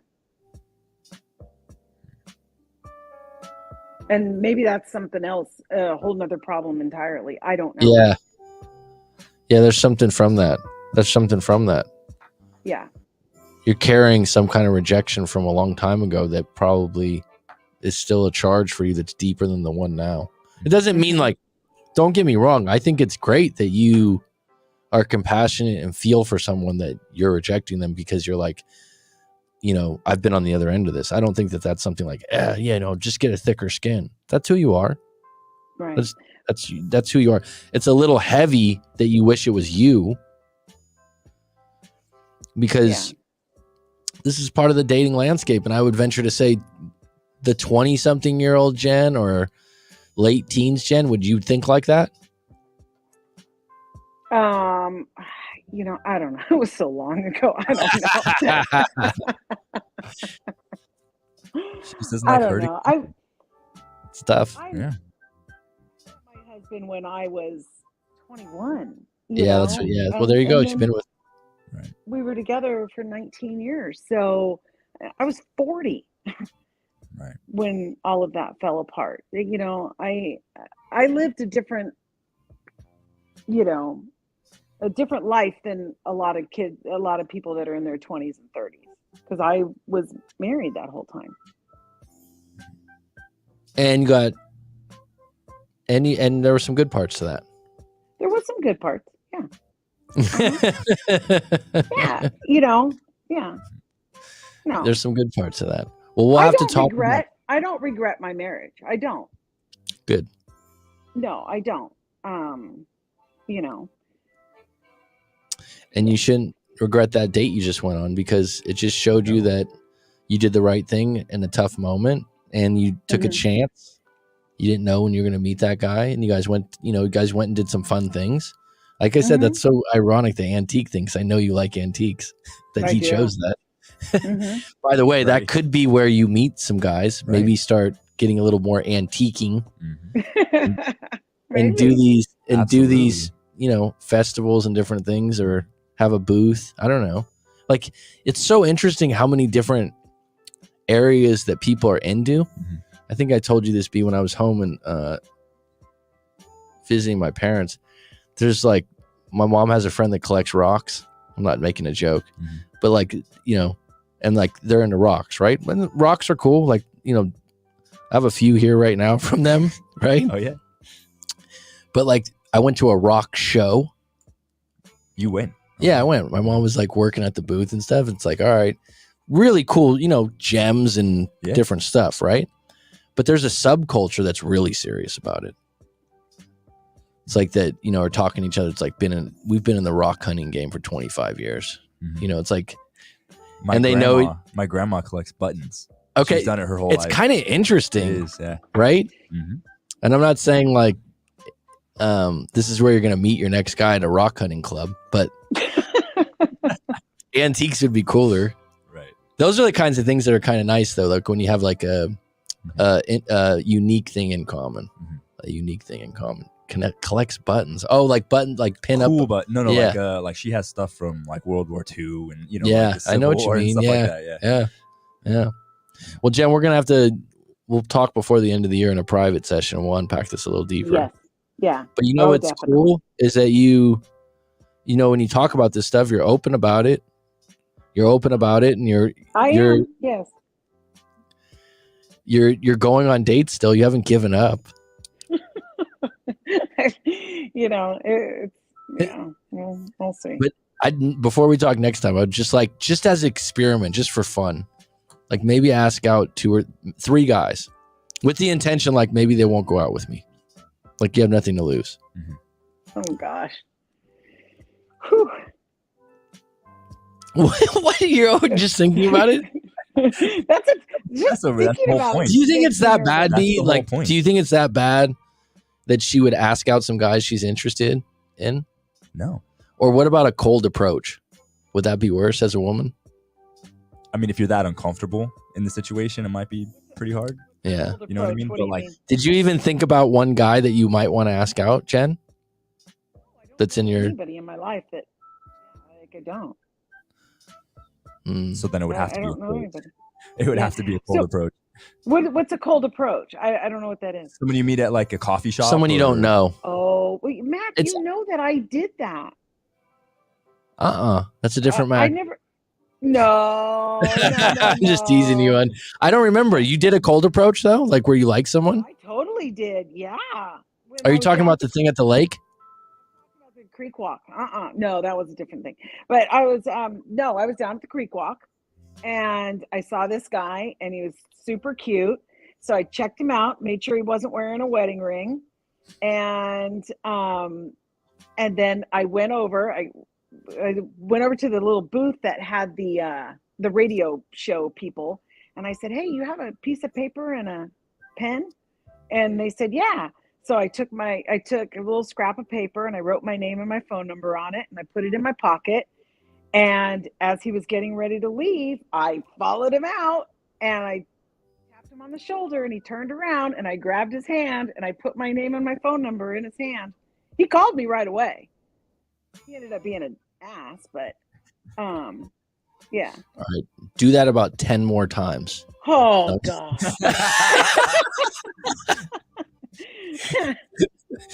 Bowling alleys and antique shops. There we go. That's where we locked it down. That's your target, okay, hon? Oh my God, right. You make me sound so old. I'm just teasing you, but seriously, I think that's I don't think that, even though the guy ended up being a jerk or whatever, I don't think that that's in any way bad. I don't think guys look down on that. I think your personality, you're not a shy person, so I think you have less to lose and you do a little bit more choosing rather than them choosing you or you getting a chance.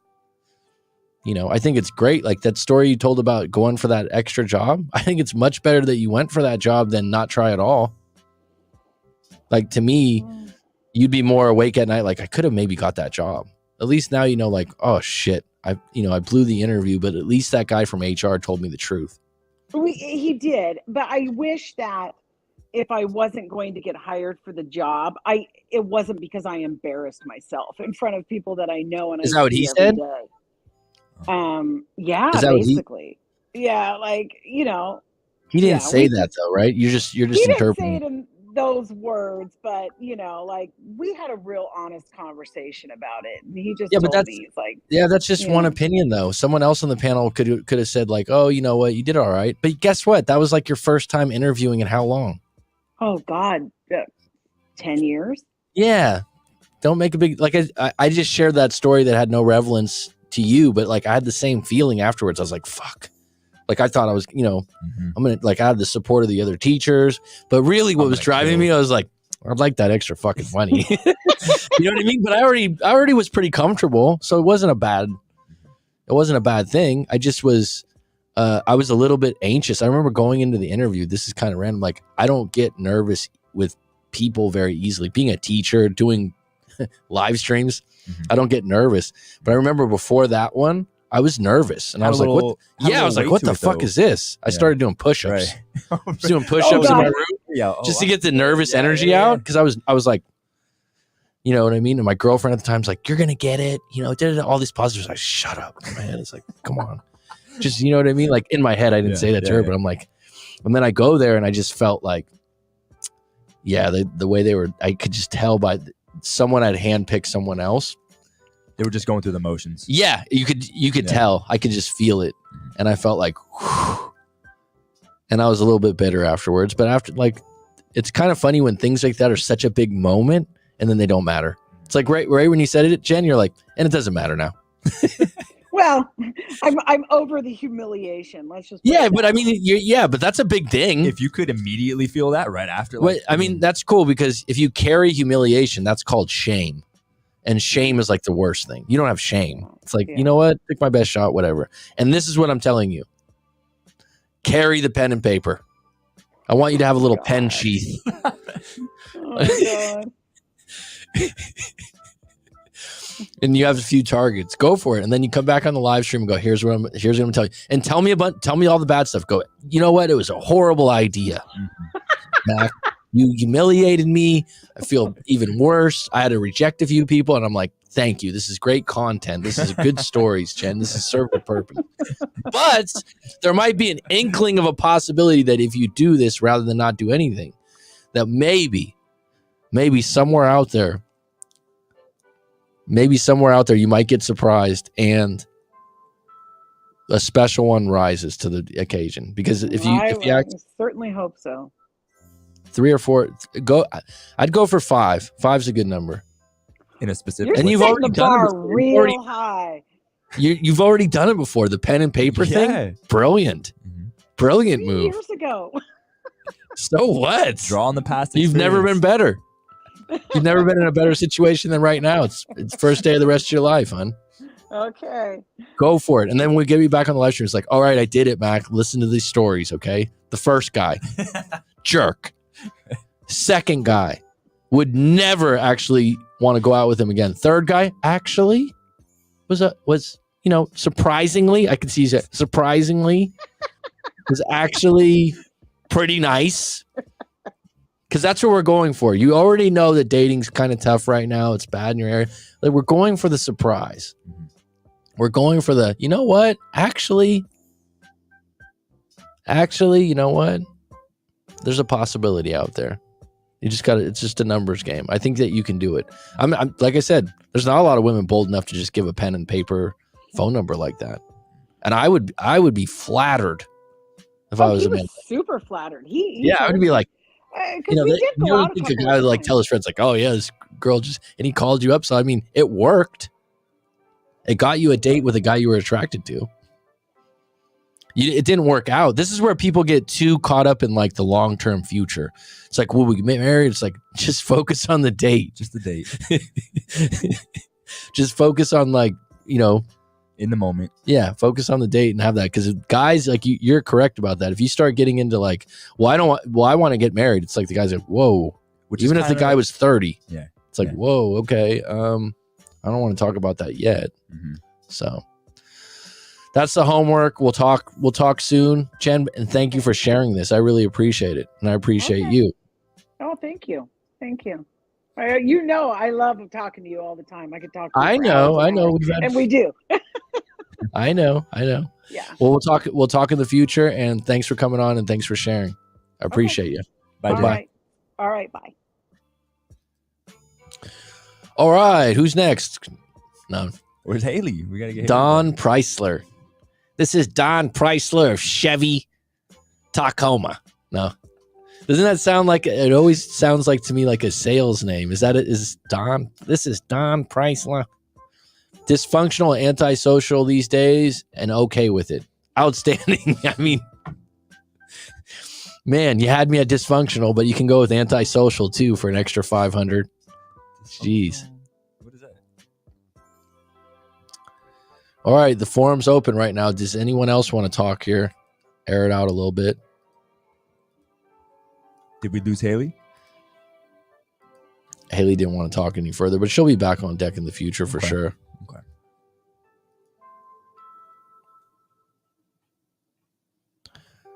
Don, do you want to talk about being dysfunctional and antisocial these days? Or would you like to be sociable and call in so everyone on the live stream can say?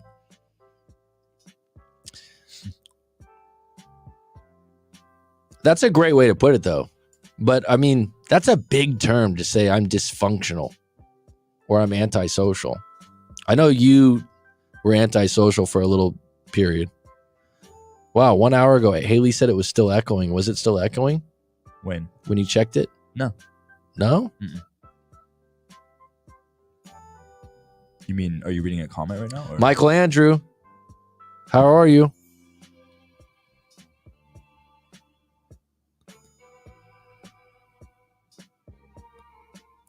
Only text. All right.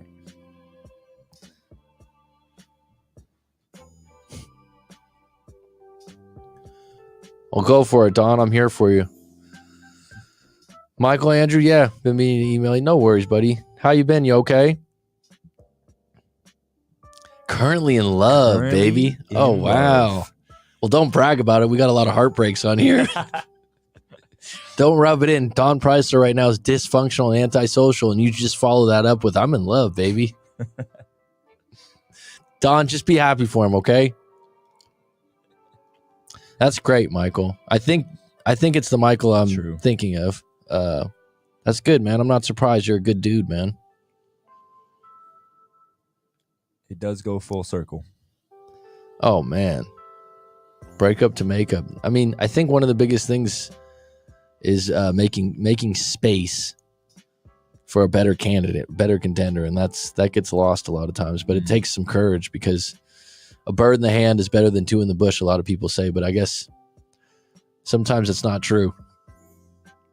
Have you ever heard that statement? Of course. I used to work with a guy in business all the time. Bird in the hand's better than two in the bush. All the time. He used to just use that over and over again for deals. For whenever you do when I was in real estate, there'd be an offer, Mm-hmm. and they'd be like, "Oh, maybe we could squeeze them for a little bit more on that." And you go, "Bird in the hand, bird in the hand's better than two in the bush." And it would just be like, "Yeah, let me tell you something." The lead up, you know it's coming. Let me tell you something. Okay, Every time. bird in the hand's always better than two in the bush. Okay, and he dropped the pen down. Play it safe. All right. Play it safe. Actually, a bird in the hand with relationships, sometimes it's not. It's actually a faulty bird in the hand. That one in the bush might be, I'll shoot you a longer update, Mac. My bad. I'm rooting for you to get back on deck. Right on, Michael. Right on. Right on, man. That's the way to respond to it. Right on, man. Yeah, definitely, Mike. Let me know how you're doing, man. I'm happy for you. I'm in love. Man, you know what's crazy? Specializing in breakups, you don't get that one too often. Wow, what a concept, huh? And you know what? Cherish it when it's the honeymoon phase, man. It's like someone said they want a long, like, think about it like this, B. If you could be in a long-term relationship, or you go, you know what? I'm just going to go search for as many honeymoon phases as I can get. You're like, I'm just a honeymoon hunter. What does that mean? Well, I just go for 2 years and I'm out. 2 years and I'm out. The honeymoon phase, I smell that. Oh, you want to get serious? Oh, no. The honeymoon's over. I'm out. It's called betting on yourself, man. Oh, it's not going to work for you. Watch me. Yeah. Just going to say that. Don Preisler. I guess that, so you said you double checked it and the echo wasn't there? No, we were good. Man. I thought we got it right.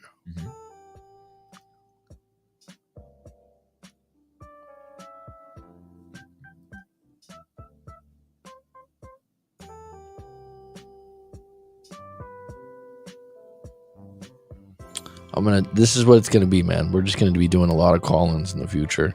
I like it. Man, what if we got, it would be really good is like when people are in a breakup and they want to get their ex on the line. To just discuss? Yeah, that'd be interesting, huh? Because the thing about me, I don't do anything staged, man. Like there's a lot of that stuff staged on reality TV and stuff. You know what I mean by that, right? Yeah. Like American TV stages, like there's Springer. A reality show, and they're like, oh, they were exes. It's like, no, they weren't, dude. They wouldn't be acting this way.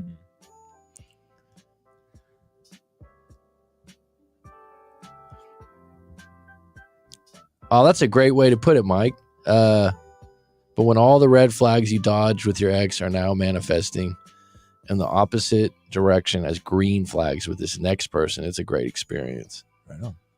Well, that's called filtering. That's what I call it. It's like you're filtering for better stuff. You're noticing it. You need to start a psychic hotline using your skills of relationship analysis. Have you ever had a psychic moment, Clutch, where you're like, whoa, how did I know that? And they're like, how did you know that her name was Angela?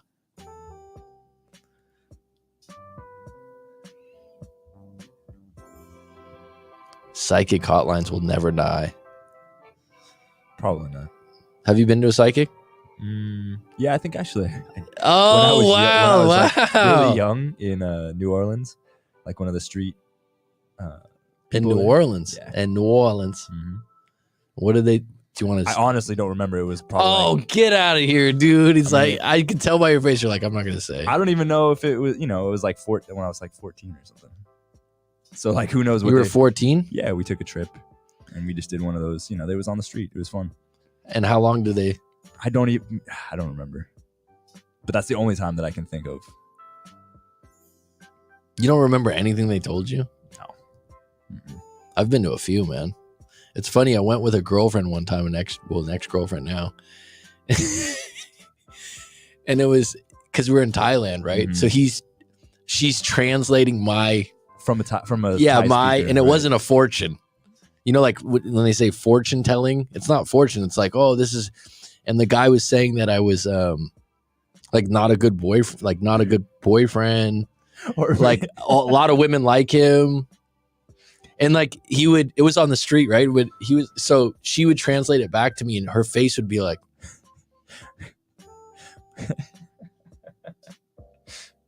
and then she'd say, he just said that he'll never be faithful. And I'm like, what? Maybe. And the guy looked at me and the guy was doing numbers. It was a number thing. Mm-hmm. And then he'd go, and then he'd look at me and go, maybe she was adding in some things too. No, man. It was verbatim. No. She was an honest one. She's an honest girl. All my girlfriends are honest people. Mm-hmm. And I was just like, fuck.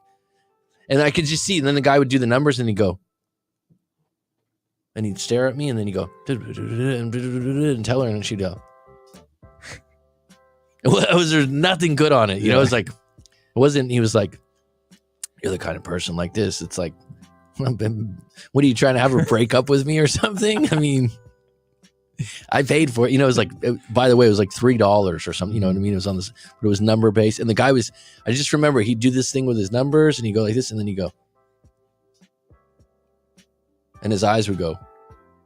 And then it's like, if you're going to get your fortune told or go to a psychic, don't have your girlfriend translate it for you if it's in a different language. Take someone else.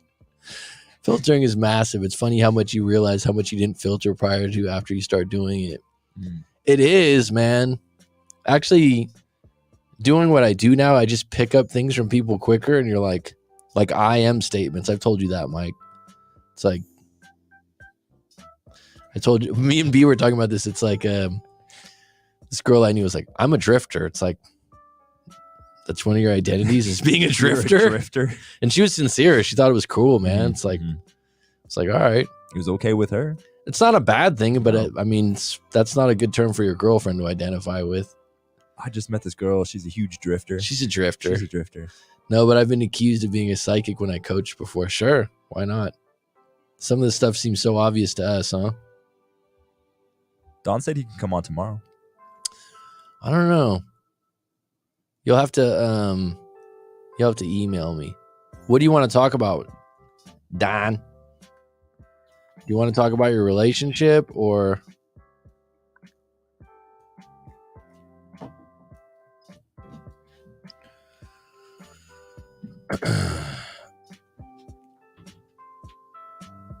plot twist? The psychic dated your ex after the torpedo. No, this guy wasn't going to date her. That wasn't happening. No. Kind of funny how those things go, though. You know, you sit down and you're like, oh, this will be fun. Yeah, let's keep it about your relationship. All right, Don. You can email me on that one if you don't want to do a private. If you want to do it on the live stream and talk, you can be open about it, or you want to do it in private. That would be paid.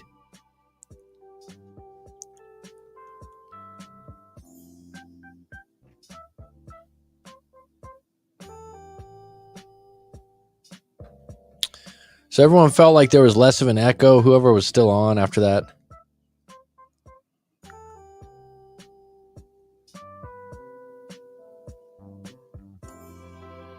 Yeah, I think it's better now. Data psychic. It's like, I believe that there's people that have psychic abilities out there. I just don't think it's psychic for everything. Because you always have to ask yourself, you're like, if you're a psychic, why didn't you just win the lottery? You know, those are the kinds of things. But on the flip side, there's some things that come up. I do believe you can be on the same wavelength, and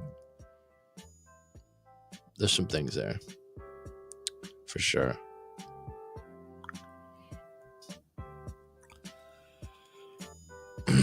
Man, I think I got to get lunch pretty soon here. Anyone have any closing questions? Anyone want to come on real quick?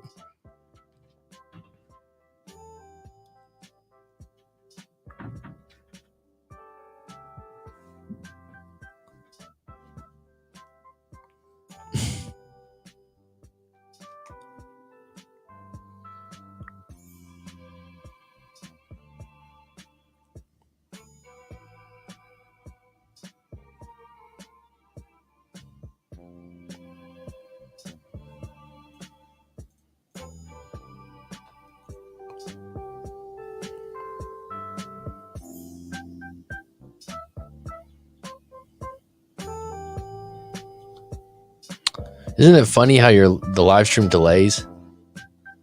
Like it's on your thing and it's on mine, but it's like 4 or 5 seconds behind. So what is a topic you want to talk about tomorrow, you think, B? Something really personal about yourself. Okay. Besides the fact that you went to a New Orleans psychic and you don't remember anything. It was like 20 years ago. Was there any voodoo being done there? Have you ever read up about voodoo? Specifically? Yeah. I don't think so. I mean, I kind of had a doll. Know. Yeah. Actually, you know what? To be honest with you, I think I did I would buy a voodoo prefer doll. you be honest, yeah. Honestly, I think I did buy a voodoo doll now that you mentioned it. In New Orleans? Yeah. And who did you... The person, you know what? I can't remember all the details, but it had the pins and stuff, that you would actually... They had a voodoo doll. Yeah. Oh, dude, it's like a tourist, kind of thing. But dude, it's actually true. You didn't know that? What? Voodoo? Man, those religion practice? So did you? No. So did you have someone that you went to school with, and you're like, this is Jon Stewart, or this is so and so, and started poking the doll? I'm sure as a 14-year-old, I probably did that. Yeah. No. Yes. Really? Probably. You bought at 14 years old a voodoo doll bought a whole bunch of stuff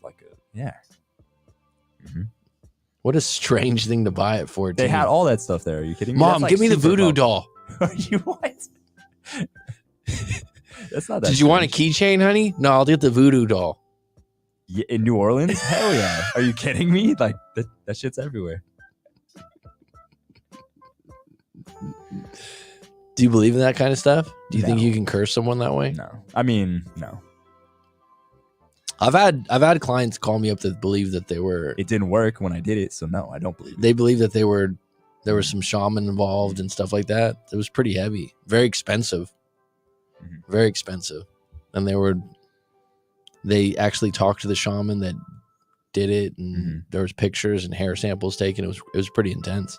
Pictures and hair samples? Wow. Yeah. That's intense. Yeah. Yeah, I've heard of this more than once. All right, folks. I'll be back on deck soon. Take care. It's been a good one. Thank you, Jen, if you're still on deck. I really appreciate you sharing that with us, and I hope it was helpful and useful. Don Preisler. My mother was into that stuff, would do crazy stuff to justify her perceptions. It's an interesting field, man. And Michael Andrew, good. I'm looking forward to that email, my friend. Eduardo Martinez, Rob bailed out quick. That's surprising, man. This wasn't interesting for you. Rye Flint's not on deck anymore.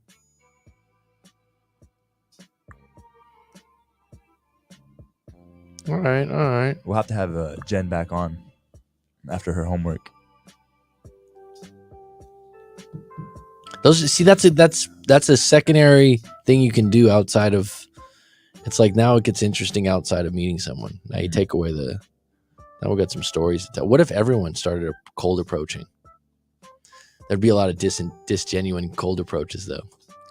I think because to be honest, the people I used to know that do cold approaches when I was younger, they used to kind of just do it because it was a ballsy thing to do. I don't think it was just like I like the girl.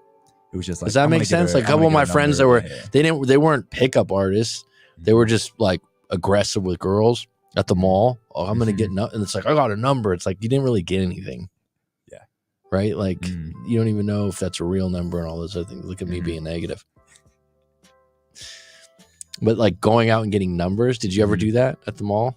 The mall? No. Yeah. But like at a bar, yeah. It's like, hey, let me get your number. I'm B. There were a few times where we were like, how many numbers do you get?